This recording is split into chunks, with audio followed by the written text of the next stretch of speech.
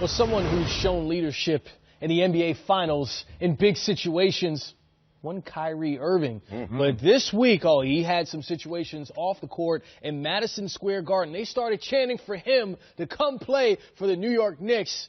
But here's Kyrie after the Celtics won that game. You did hear the chants, Kyrie? Are you reaching for it right now? No, I couldn't hear everything. Everybody heard it. Come on, man.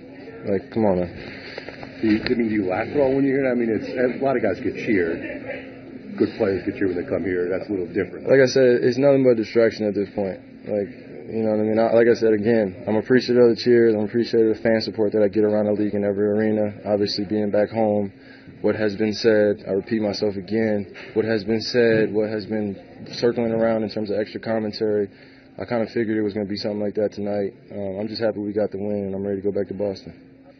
I think you know the answer to that, man. It's just, obviously you would hope it would quiet down, but like I said, it doesn't help when, across the league, it's just outside noise again, and my name gets thrown into it, and then, conversations, speculations, everybody's worried about their credibility. I don't know how this media empire works. I know it's a bunch of nonsense to me. So I have a focus in winning the championship this year, and that's where my focus is going to stay. So, even me saying something like that is not concrete enough for anybody. So, it is what it is. I got to go home and take care of my family and friends, and that's the stuff where it really matters for me.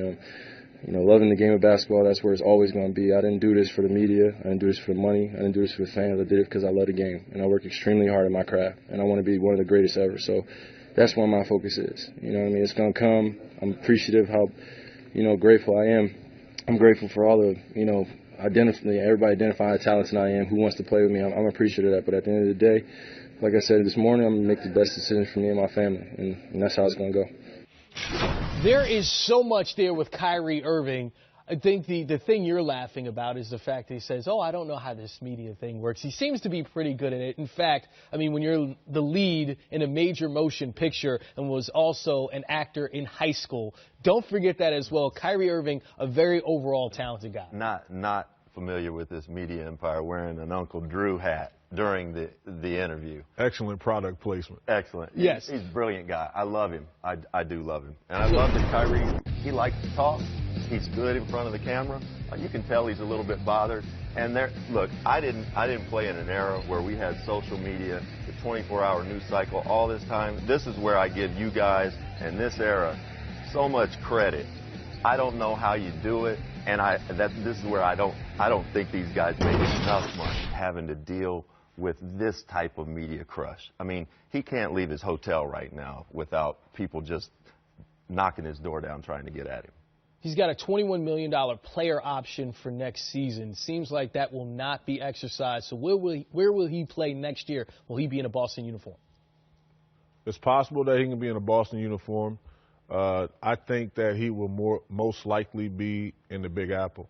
And I just think that, when you talk about the move of Porzingis and Tim Hardaway and Steve Mills and those guys did an excellent job of creating that cap space to acquire a guy like Kyrie Irving or Kevin Durant or whoever, even possibly a Jimmy Butler or whatever, because, he's still not looking extremely happy there in Philadelphia.